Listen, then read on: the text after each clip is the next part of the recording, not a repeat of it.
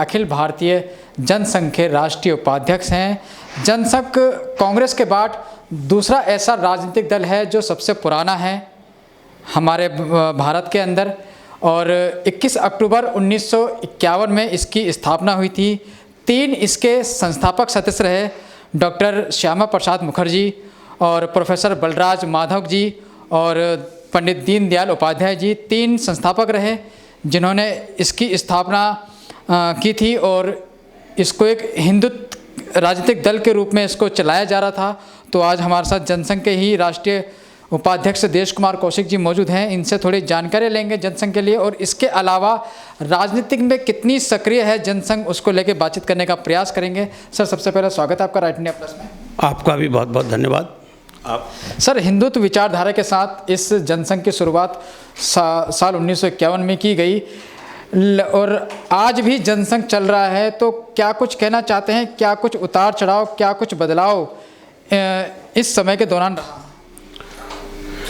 मैं पहले तो धन्यवाद करूंगा राइट इंडिया का, जो आपने कम से कम जनसंघ के बारे में आज प्रश्न किया। जो पहले 1951 में कांग्रेस सत्ता में थी आज़ादी के बाद, उस समय श्यामा प्रसाद मुखर्जी जवाहरलाल नेहरू के मंत्रिमंडल में मंत्री महोदय थे। जब उन्होंने देखा कि इनकी नीतियां हिंदू विरोधी थीं कांग्रेस की हमेशा से, जब देश का बंटवारा हुआ, देश के 2 भाग हुए, बड़ी कठिन उस समय का दौर था, तो धर्म के नाम पर हुए थे, मुस्लिम और हिंदू। मुस्लिमों को तो पाकिस्तान मिल गया, लेकिन हिंदुओं को हिंदू राष्ट्र भारतवर्ष नहीं मिला।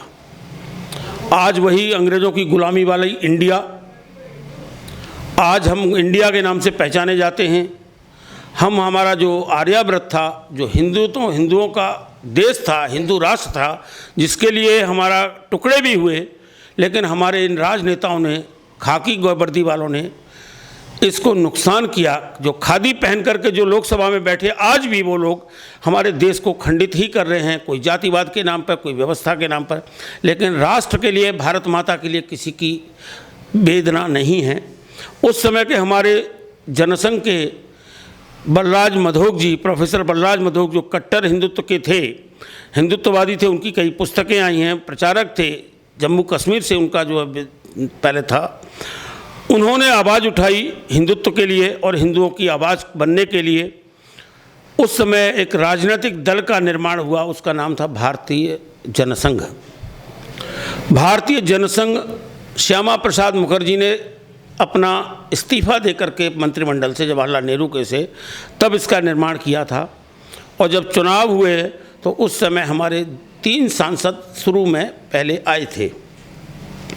श्यामा प्रसाद मुखर्जी की षड्यंत्र के तहत हत्या करा दी गई। उनको दूसरे दिन आज़ाद होना था जेल से, लेकिन जेल में उनको हत्या हो गई। उनको नेता एक जनसंघ का बड़ा खो दिया गया, नुकसान किया। आपको यहाँ रोकना चाहूँगा, जैसे कि श्यामा प्रसाद मुखर्जी पंडित जवाहरलाल नेहरू के जो कैबिनेट था उसमें मंत्री भी रहे, माधव जी भी कहीं ना कहीं जुड़े रहे, तो क्या अलग होने का क्या कारण था? क्या पंडित जवाहरलाल नेहरू की जो नीतियाँ थी उनसे नाखुश थे, या नेहरू जी जो हैं देश विरोधी काम कर रहे थे, या कुछ भी?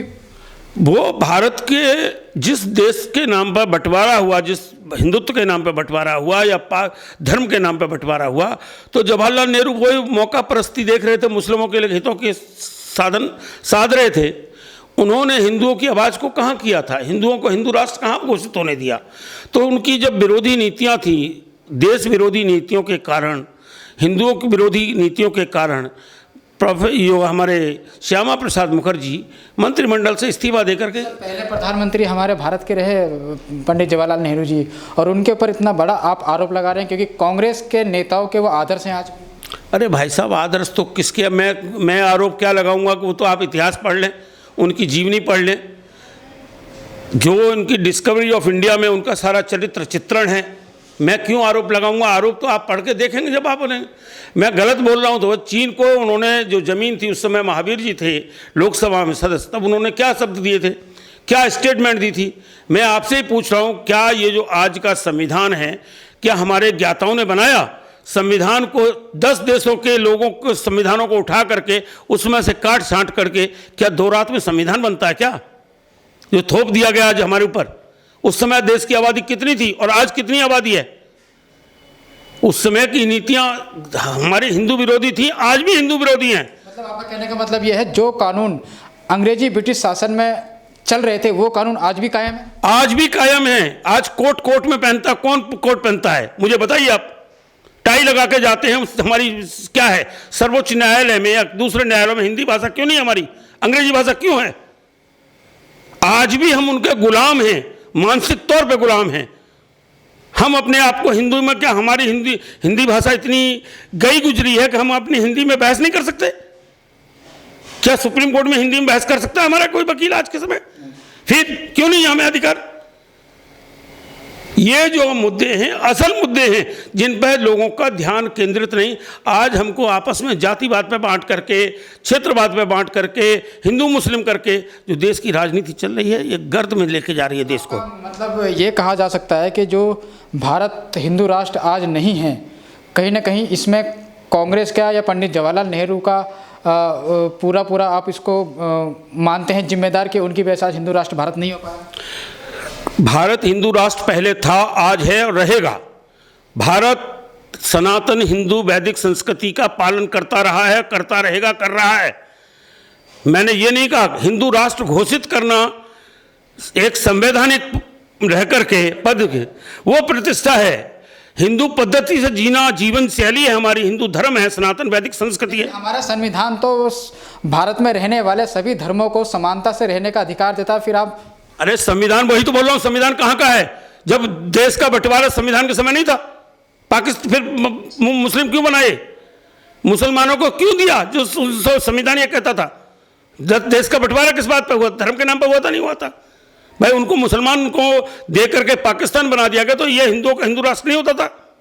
सर, जनसंघ की असल जो मेन विचारधारा है वो क्या है? किस आधार पे आप आज भी जो है जनसंघ का झंडा लेके आगे चल रहे हैं? हमारी असल विचारधारा जनसंघ की सनातन वैदिक संस्कृति की परंपरा की रक्षा करना, सनातन वैदिक संस्कृति को जिंदा रखना, भारतवर्ष को, भारत माता की वेदना को हमारे पेड़ में सहना, देखना और हिंदू की वेदना, गौ माता की वेदना, गंगा की वेदना, आज गायत्री का अवहेलना, गौ कट रही हैं, क्या हम इसको राष्ट्र कहेंगे?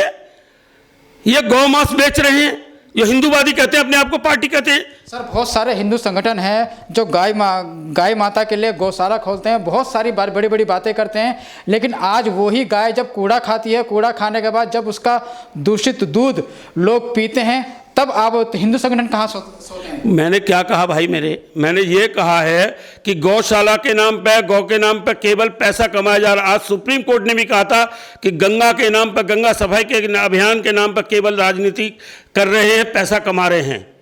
ये काम कर रहे हैं। गौशाला गौचर कहाँ गए सारे? गौचर भूमि थी, सबके अवैध कब्जा है, नेताओं का कब्जा है। गौचर भूमि गायब है। पशुओं को चरने की भूमि थी, गाय को पालन की भूमि थी। आज का उसके नाम पे केवल चंदा खा करके ये लोग पैसा कमा रहे हैं सरकार से। क्या गाय भूखी नहीं घूम रही? अगर गाय का संरक्षण ये सरकार करना चाहती, गौ कसी कराती। अपने आप को हिंदू कहते हैं ये लोग। गौओं की हत्या कराने, कसाई खाने किनके हैं? Sir, BJP, Bharatiya Janata party की अगर बात करी जाए, जिनका नेतृत्व आज देश के अंदर प्रधानमंत्री नरेंद्र मोदी जी कर रहे हैं, ये भी तो एक हिंदू विचारधारा को लेकर आगे चल रही है। ये हिंदू विचारधारा आप समझेंगे महेंद्र जी क्या है? हिंदू विचारधारा जो वैदिक सनातन संस्कृति, जो हिंदुत्व हमारी वर्ण व्यवस्था थी, जो हमारी वर्ण व्यवस्था सदियों से चल रही थी, ये उसके पालन कहाँ है? ये तो वर्ण संकर पैदा कर रहे हैं।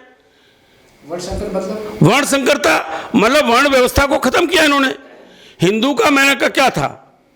सबको रोजगार मिलती थी वर्ण व्यवस्था में, सबका अपना अपना काम बटा हुआ था, कहीं नौकरी जाने की व्यवस्था नहीं थी, सबका संस्कृति से था, पालन था। हमारी मातृभूमि थी, गौ कृषि भूमि थी, हम उसका पालन करते थे, उससे कमाते थे। आज सब इन्होंने व्यापार बना दिया कृषि भूमि को। आज गौ को व्यापार कर दिया, गौ कृषि करके इन्होंने छोड़ा क्या? गुरुकुल व्यवस्था खत्म कर दी। देश आजाद हुआ। सबका जिम्मेदार बीजेपी को मानते हैं आप? मैंने किसी का नाम लिया क्या? मैं सरकार की जो नीतियां हैं, चाहे वो बीजेपी है चाहे कांग्रेस है, मैं सबको दोषी मानता हूं। केवल सत्ता के लालच में आकर के भूखे भेड़िए सत्ता का सुख भोगने के लिए अपने सिद्धांतों से समझौता कर रहे हैं। नकली शंकराचार्य बनाते हैं, नकली महामंडलेश्वर बनाते हैं, नकली संत पैदा करते हैं। ये क्या है इनका चरित्र? असली संत महात्मा मारे मारे घूम रहे हैं, नकली बैठे हुए हैं। इनका केवल क्या है? सारे लोग आज भ्रष्ट हैं, जिस पर सब पर लगा हुआ है।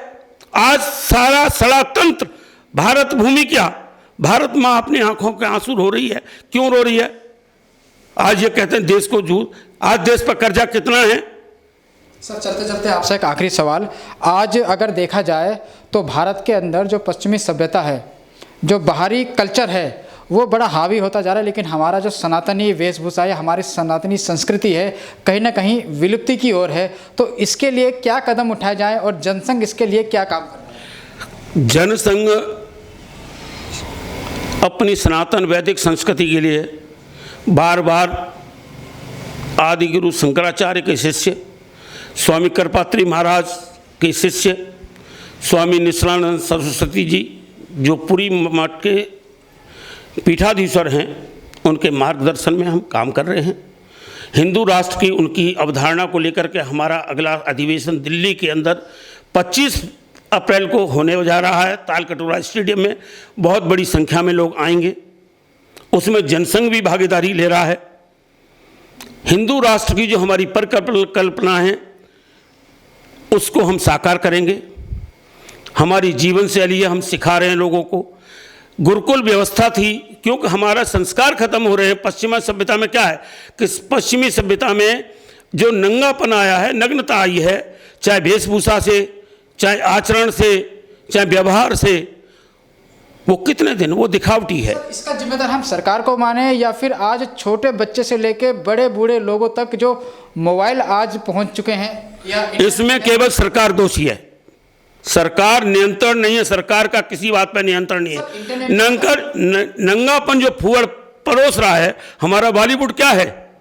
बॉलीवुड भारतीय संस्कृति को खत्म करने का एक उनकी शब्द पूरा काम कर रहा है नेट। दूसरी बात, भारत सरकार प्रतिबंध क्यों नहीं लगाती इन पर? बाहर जो उल्टी सीधी वेबसाइटें हैं, इंटरनेट कैसे काम करेगा जब हमारे यहाँ सिस्टम बंद करेंगे? तो वेबसाइटें बंद हो जाती हैं, लॉग हो जाती हैं। जो आज तक कहते हैं कि सिस्टम, सरकार की वेबसाइटें क्यों नहीं होती? तो सरकार जब नहीं चाह रही, सरकार शराब परोस रही है। एक तरफ तो विज्ञापन देती है कि शराब पीना स्वास्थ्य के लिए हानिकारक है, और एक तरफ शराब बेच रही है, नई नई प्रणाली बना रही है, उसका विज्ञापन देती है। तो उसका दोहरा चरित्र है या नहीं है? आप शिक्षा संस्कार नहीं दे रहे लोगों को, उसके नाम पर पश्चिमी सभ्यता को आप बढ़ावा दे रहे हैं, लोगों को यहाँ कर रहे हैं। हमारी भारत भूमि की आज क्या हो रहा है? कृषि का, कृषि में क्या कर रहे हैं? बाहर के लोगों को बड़े बड़े उनको बना। अरे छोटा किसान कहाँ जाएगा? किसानों के लिए क्या किया सरकार ने? झूठा जो है उनके एक आदत डाल दी, चाहे वो कांग्रेस केजरीवाल सरकार है, चाहे कांग्रेस सरकार है, चाहे बीजेपी सरकार है। अजी हम अनुदान दे रहे हैं, 2000 किसान को दे रहे हैं। भीख दे रहे हो क्या? आप क्यों दे रहे हो भीख? उसको आत्मसम्मान के साथ जीने का उसको आप संसाधन दीजिए ना, उसको रोजगार उपलब्ध कराइए। उसको पंगु क्यों बना रहे हैं? तो ये थे हमारे साथ देश कुमार कौशिक जी, जो कि राष्ट्रीय उपाध्यक्ष हैं अखिल भारतीय जनसंघ के। और कांग्रेस पार्टी के बाद, आज़ादी के बाद साल 1951 में 21 अक्टूबर को ये दूसरा राजनीतिक दल, और पुराना राजनीतिक दल इसको कह सकते हैं, जिसकी स्थापना की गई थी। और इसका क्या मकसद था, क्या इसके काम थे, वो देश कुमार कौशिक जी ने बताया। तो आने वाले समय में बहरहाल 25 अप्रैल को एक महाअधिवेशन, एक बड़ा अधिवेशन दिल्ली के अंदर तालकटोरा स्टेडियम में होने वाला है, जिसमें जो है अखिल भारतीय जनसंघ की भी भागीदारी रहेगी। और इस अधिवेशन में क्या मुख्य बातें रहेंगी वो तो आने वाले समय में हम आपको बताने का प्रयास करेंगे। तब तक आप जुड़े रहिए और देखते रहिए राइट इंडिया प्लस। नमस्कार।